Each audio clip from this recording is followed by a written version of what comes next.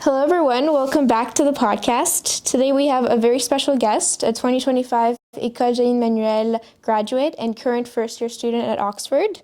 Hello, Ilya. Thank you for joining us. Hello. Thank you for having me. Could you start by telling us a little bit more about yourself and your background? Of course. So I was born and raised in New York, and about 6 years ago, I moved to Paris to study at EJM. So I entered in 5e, and then by seconde, I entered into the IB. I am half Russian, half American, so I speak English, Russian, French, and now hopefully a little bit of Italian from school. In the IB, I studied at my HL levels. I did history, English language and literature, and global politics. And then for SL, I did math, AA, French, and biology. You are now studying at Oxford, and of course the big question when you're applying is, I guess, when you're thinking of Oxford, is which one you would choose, because you cannot apply to both in your undergraduates. What made you choose Oxford specifically? Does this have anything to do with the program that you wanted to pursue, if perhaps history is better at Oxford than Cambridge? So I wouldn't say that history is necessarily, or really any course is necessarily better at Oxford or Cambridge. I think if you're studying history at Cambridge, you're just as it's just as wonderful as at Oxford. But I will say is that the actual application processes are different for the two schools. So for Oxford, you have to sit down and write a test for that basically weeds out a bunch of people in the first round, and then you get offered an interview. While Cambridge, you only have an interview. And so to me, I thought that I could possibly study a lot for the test and then therefore maybe have a better chance for the interview, and not have everything necessarily be based off of that one interview, and which seemed a little scary to me. And then at the same time also Cambridge gives offers that are really, really high in the IB. So they'll offer you things like 43 or 44, depending on the subject, while Oxford gives offers that are a bit lower, so more attainable. And then, of course, when you sort of get accepted to Oxford, or I don't know at what point of the process this happens, but you also have to choose a college in Oxford University. I was wondering, which college are you in, and how did this process of sort of choosing or getting into one of them work? I am currently at Wadham College. I would recommend for anyone thinking of applying to actually go to the colleges and look around and see them before choosing one of the colleges. I didn't quite have that opportunity, unfortunately, so I mainly based it off of photos because I thought Wadham looked really pretty. But also, I had this this little book that told me basically what the different, and you can find this online, like I'm pretty sure anywhere, but what the different almost specialties of every college are. Like some are more into rowing, or some are more into politics, or some are more into some are more formal and old, or some are more new, and some of them are a mix in between. Wadham is a mix. And so I think Wadham was also supposed to be politically oriented, so I'm interested in politics. And that's mainly why I chose it. It was also very pretty and nice. The aesthetic factor is also important, of course. When you go to Oxford, it's gorgeous. I mean, yeah. I was lucky to visit, of course. And when you were applying in general, when you were thinking of universities, did you also perhaps consider other universities in the UK, or even maybe other countries? Well, I definitely considered other universities in the UK. You have to apply to 5 for UCAS. But I did also apply to other universities in the US and France. I applied to a dual degree program between Sciences Po in Columbia as well as Sciences Po in Berkeley. But in the end, it was always kind of a dream to study in the UK. I remember visiting London for the first time, and I just loved the culture, even though that might be a bit of an overstatement. But I want to experience the UK somehow, so that was my main goal. And would you mind telling us if you got into other programs? Yeah, I got into Sciences Po Columbia. I got rejected from Sciences Po Berkeley. In the UK, I applied to LSE, St. Andrews, King's, and UCL, and got into all of them. And I think that is it, yeah. And so, since you mentioned, of course, the UK application process, notably through UCAS, we might get more into detail into those aspects you talked about. There's the additional exams that you have to take in Oxford. In your case is the HAT, so the history. The hat, yes. The hat, how you guys might call it. Could you tell us about how you prepared for this exam, how you would advise other students to prepare for it and approach it? I used a tutor, which I do highly recommend, I think. These exams are not like normal school exams.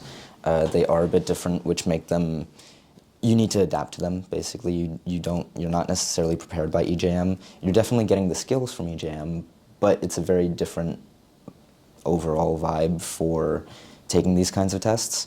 The hat, I do believe, is actually, they stopped giving people the hat from this year forwards, but I'm not sure if they're going to reinstate it. And also other subjects definitely have tests, admissions tests. To study for it, I did a lot of practice papers. I used my history teacher also, Mr. Bunch, who's unfortunately not at EJM anymore, but definitely use all of the resources around you because your teachers know a lot more about this than you do, especially history teachers or whatever subject that you're applying for. So I got constant feedback from them, and based off of that, I did many practice tests and then went in for the real one. And you would say that's the first element of the application process that happens? Well, so technically you write your personal statement first. Because Oxford, and I believe Cambridge as well, when you're applying to them, you submit your application earlier than everybody else does. Cannot remember the exact date, but I think it's October 21st, something like that. Whilst the normal UCAS date is later in either November or maybe even December. I can't quite remember. But so first is personal statement, first is thinking about how you're writing that. Once you've done that, then is the actual test. But definitely do check if your subject has an aptitude test, because you need to actually sign up for it, I think, quite early on. I think somewhere in September or earlier, possibly. But yeah. And then, of course, you have all the time to, you need time to prepare. And actually, I feel like that's been an issue for students where they were thinking of a course that they enjoyed, and then they didn't realize in time that there's actually a test to prepare, which is obviously a big factor in the... Well, I mean, and then that's the difference between Oxford and Cambridge as well. If you don't want to think about a test, then Cambridge is definitely the way to go. But it's just another opportunity to try and show yourself, I guess. When would you say you started to prepare for this test?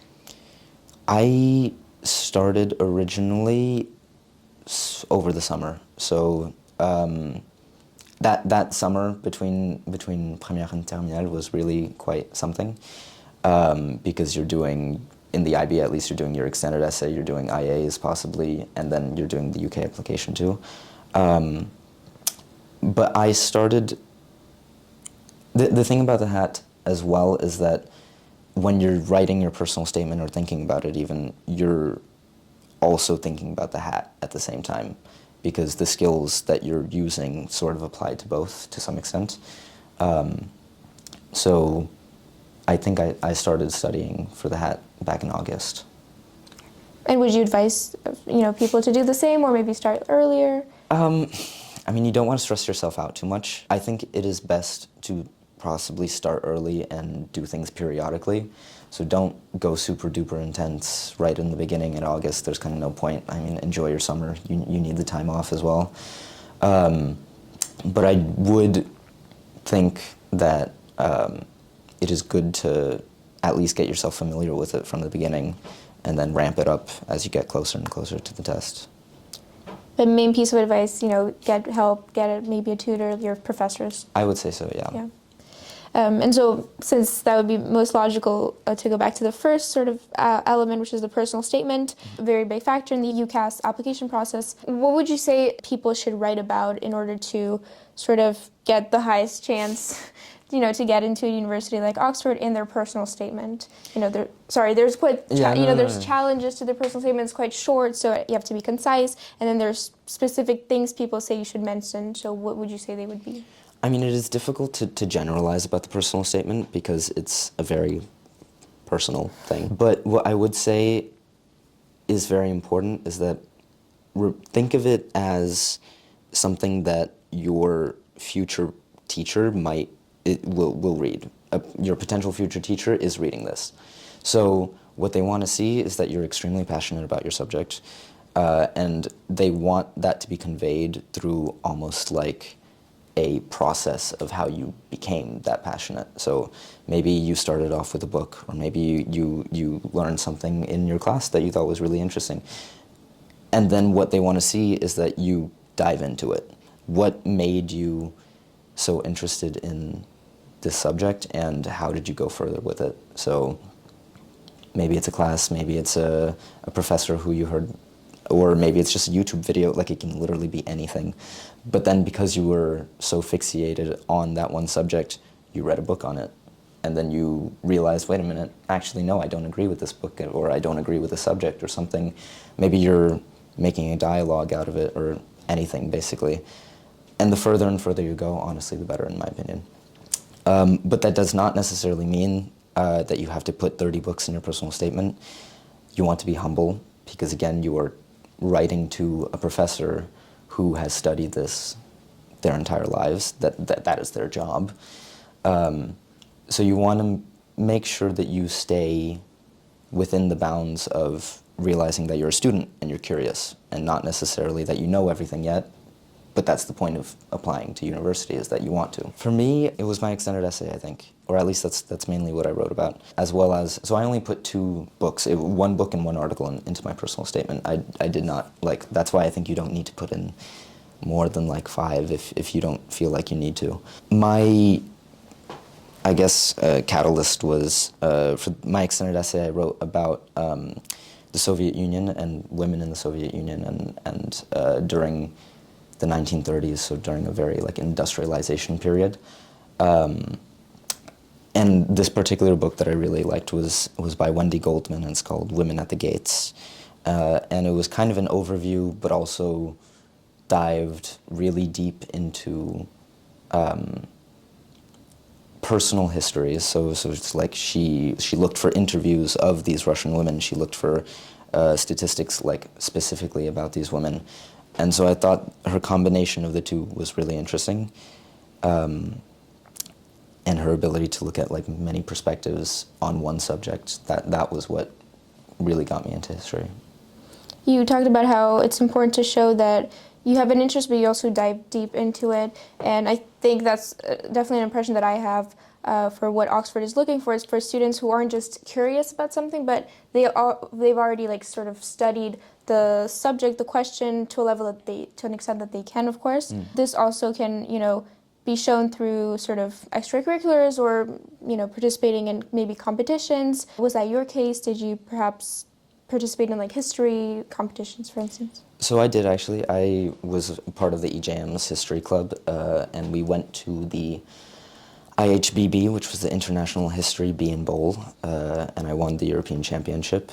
However, I did not actually put that into my personal statement, because what I think you start to realize when you're studying history is that there's a very big difference between memorizing things, just memorizing plain facts, and doing history.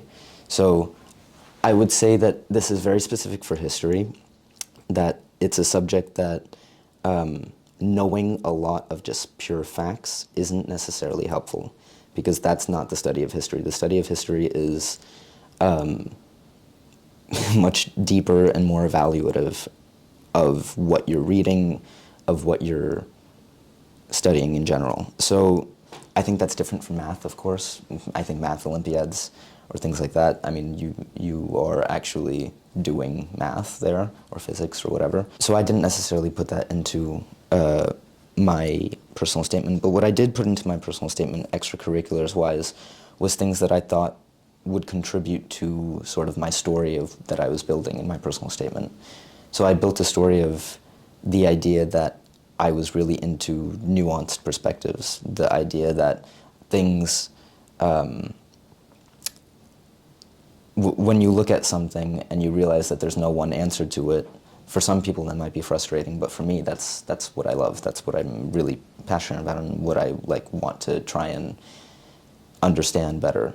And so to add to that kind of story that I was building, I talked about debate. I was head chair for EJM's debate club in my last year, which is obviously all about nuance, all about debating. And then I also talked about volunteering at the American Library because it was an idea of being surrounded by books, surrounded by knowledge, which sort of contributed to that idea of seeing many ideas in one place and being able to consider them all rather than focusing on one.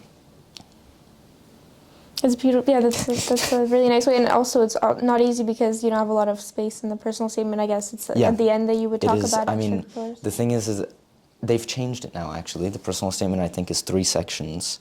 So you have 3 questions, and they've given you a little bit more space now for extracurricular activities because they're trying to expand on that, be a little bit more American.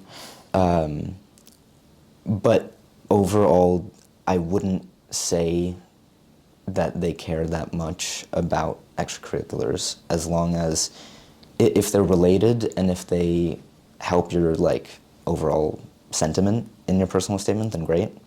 But don't go boasting about things that you've done all the time. Unfortunately, I mean, it's great that you've done them, but unfortunately, that's not quite what they're looking for. Let's talk about the famous Oxford interview.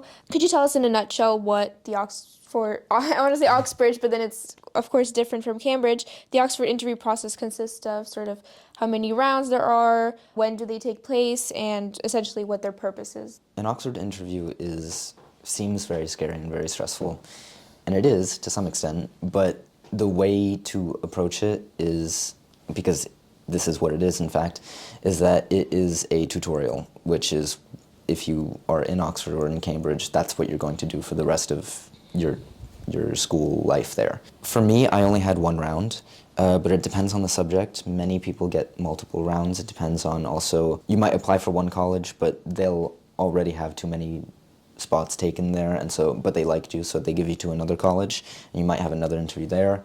You might have multiple interviews with the different faculties, so if you're applying for history and politics, for example, you could have one with history and with politics, and you might get in for one but not the other, or you'll get in for both, or however.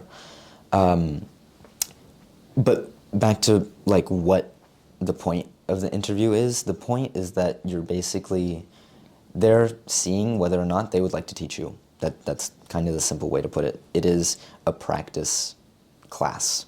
So every single week at Oxford, you're going to have a tutorial where you sit down with your professor. You usually have handed in an essay prior, and you discuss the essay. You talk about what you wrote about, you talk about what kind of struggles you had, what did you like about the essay.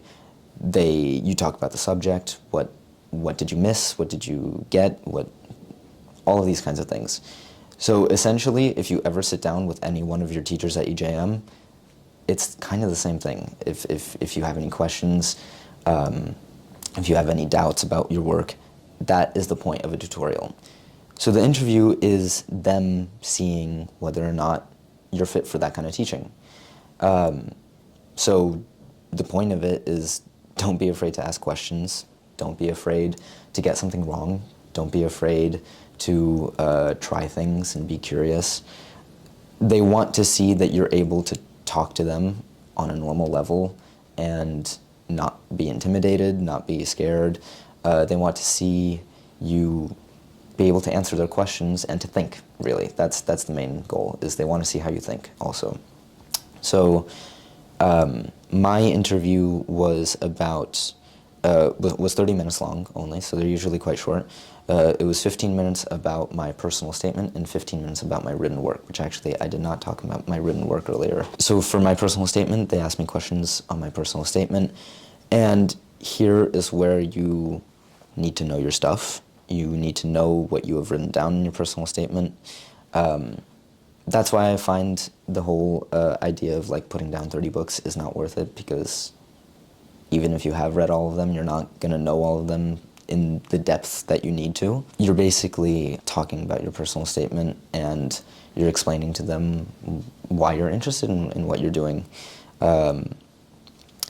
Remember to take your time with every single question. Something that actually someone told me was to literally take a few seconds before answering any question. You can say, huh, that's an interesting question. Like, it's anything to make yourself think a little bit more. There will be a silence for a little bit, and you will feel like it's awkward, but I promise you it is not. They do not care that you're thinking. They like seeing that you're thinking.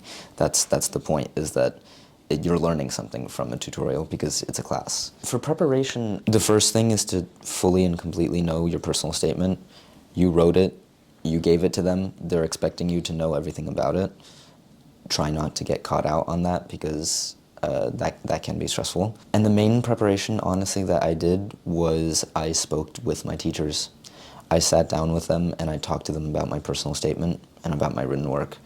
I mainly did this with my history teacher, Mr. Bunch, but I also did it with my global politics teacher, Mr. Baca, because what you're training in, or what you're training to do, is just to talk about what you've written and to have a discussion about it. So not necessarily additional things like, reading, they're not going to ask you maybe things about the news or something like academic that you haven't talked about in your essay? So that is possible in, say, probably a politics interview.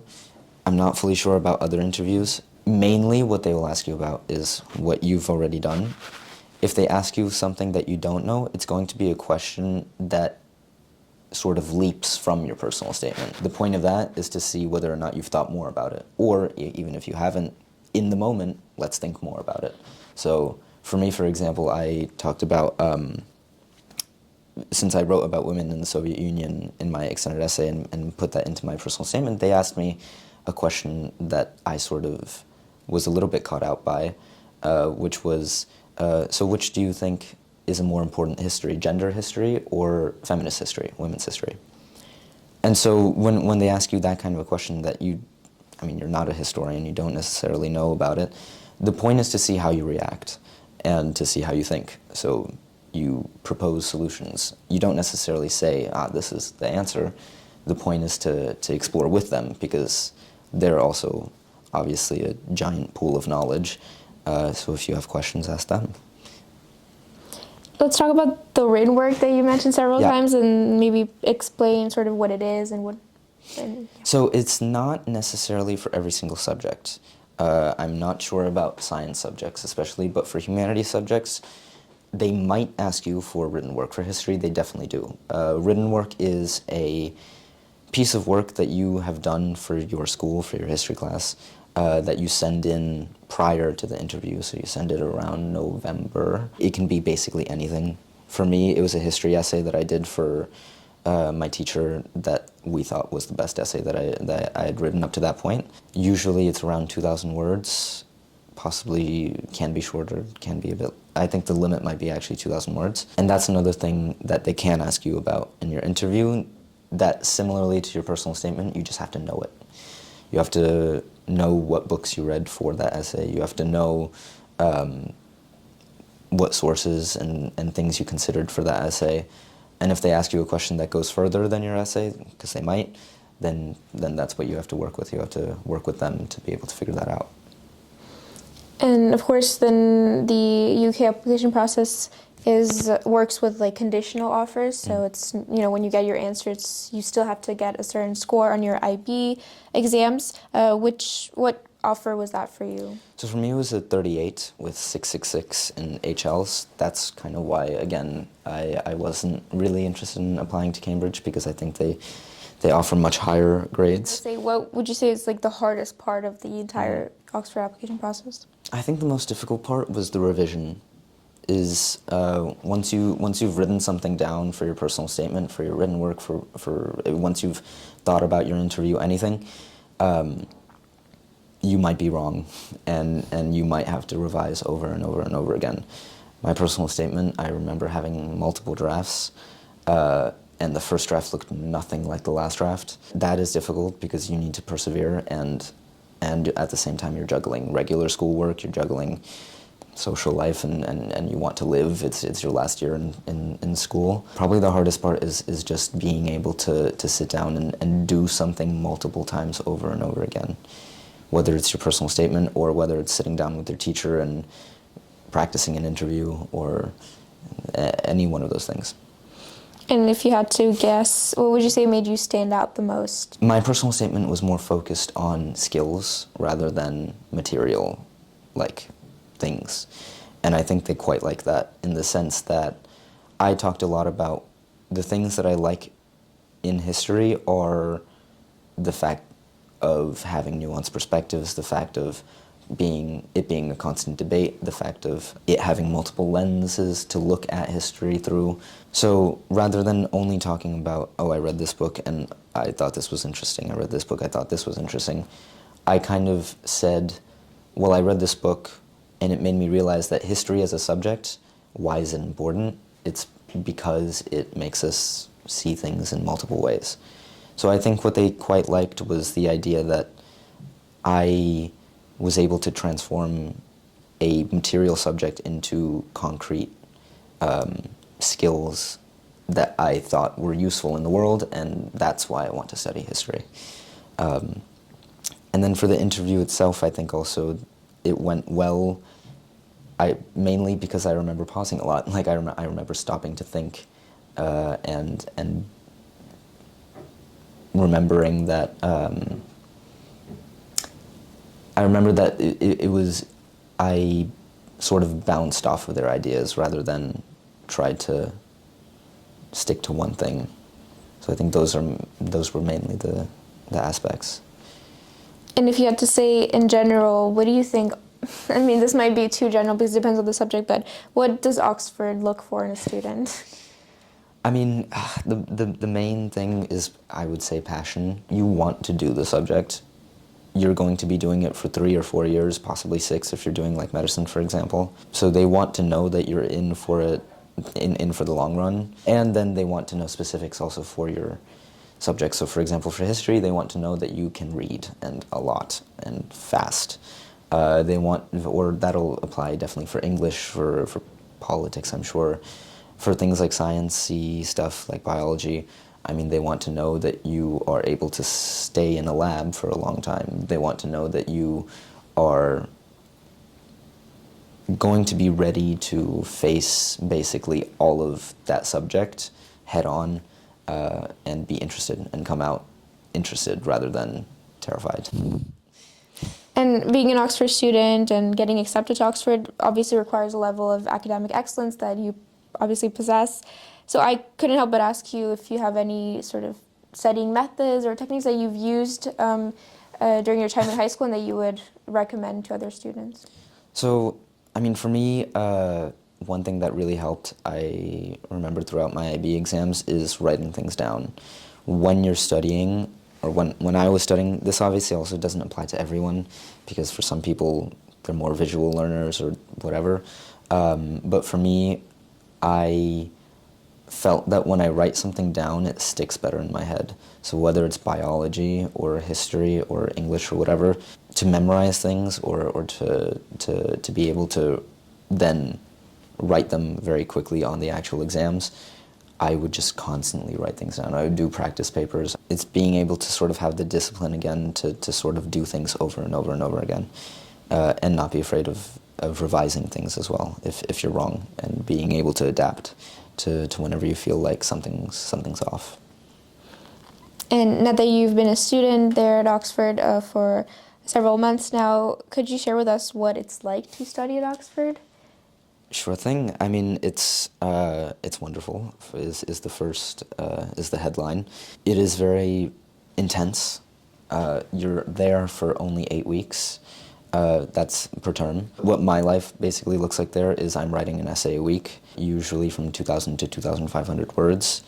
For each essay, you're given a reading list, which is about 20 books long. You are not expected to read all 20 books, but they would like you to have at least 9 to 10 sources, usually per essay. Sometimes you have 2 essays per week. That is not fun. Another thing is that I think you should definitely learn in high school, that I think the IB teaches quite well, to be fair, is time management, because that is definitely a skill that you need to have. But outside of that, when I am loving it, though, it's like I think, again, when you're passionate about your subject, it comes more naturally to you, and you're able to sort of ride that intensity because you're so interested in it and because you're so passionate about it. Outside of that, though, there are many, many clubs and societies. I joined like the French Society, for example, the Russian Society, the American Society. There's opportunities to debate, there's opportunities to write for journals. I'm applying to be an editor for a history magazine. Then obviously you meet friends, and I would say that outside of academic work itself, it's very similar to basically any other school, except perhaps maybe having a huge range of opportunity as well for just things that you want to do or try out. Well, did you have certain expectations coming in, and how different are they from the reality now that you've experienced it? I think there is the idea, obviously, that Oxford is super posh and super fancy and very British. Some of these things are true. It is very British. But this also really depends upon what college you go to, who you surround yourself with. For example, at Wadham College is sort of known to be a very leftist college, and so it's not very into the whole idea of being very formal and rich and pretty and whatever. But those people do exist there. So I think it's more complex than any sort of first ideas that you might have of Oxford. That's kind of the point. Yeah. No, that makes sense, and it's quite diverse from what I Yeah. understand, notably with the different colleges that are quite different and have different interests. Definitely. And I was wondering, just to make sure, the history that you're studying is general, right? It's not a specific part of history, or... So for history, you are in your first year at the very least. So you do different papers, basically, in history. So for my very first term, I did British history. And then within British history, you have to choose a period. So you're not necessarily doing anything and everything. But the range of courses that you then choose later on as you go is very wide. There's British history, there's European history, and then there's world history, and then there are optional subjects on top of that. So you do all of those throughout your 3 years. That's great. So you do have freedom, even though it's like quite Yeah. specific to history, but then you have, range and No, definitely. the specialty that you want to go to. If you're particularly interested in one part of history, you can definitely find it there. And so after 3 years, right, you're going to, earn your undergraduate degree from Oxford. Do you have any ideas or plans of what you would like to do after that? It's difficult. It's a difficult question. I'm not fully sure just yet. Many people who do history at Oxford go on to do what's called a law conversion degree, where it's just 1 year of doing straight law and then you become a lawyer basically afterwards. I am very interested in law, so I was thinking about that. But I also might want to return to France and do a master's here, or I might want to take some work experience. I'm honestly not fully sure, but I think I want to live in France in the future. I think I would return probably eventually. And if you could give your younger self one piece of advice, what would you say? I would argue it's the persistence thing again. I think just keep going, keep trying, try everything. It's worth it. Don't think that something is out of reach just because it seems like that. I remember when I was growing up in New York, like Oxford was not even on the list of like things that like it wasn't a consideration, like it wasn't anything. Even in like troisième, I wasn't even thinking about Oxford at all. So it just really like, or any university for that matter, like I think you need to keep trying and you need to keep going and have fun also along the way. Don't be too studious and don't be too crazy about school, but at the same time, if that's what you want, then you should do it and you should try it. How would you define success? Fascinating question. For me personally, I define success mainly as happiness. Like I think whatever makes you happy is you're successful. I would also define success to some extent as having as many experiences as possible. When you're able to experience as much as possible, you're able to put yourself in anyone else's shoes. You're able to make connections with other people that might not have been possible. And you figure things out for yourself also. You figure out what you like, what you don't like, what you're interested in, what fascinates you and what you absolutely despise. like physics. I think success is being able to try as many things, have as many opportunities as possible, and then figuring out what you're happy with. Thank you so much for coming on the podcast. Thank you so much for having me. This has been a delight.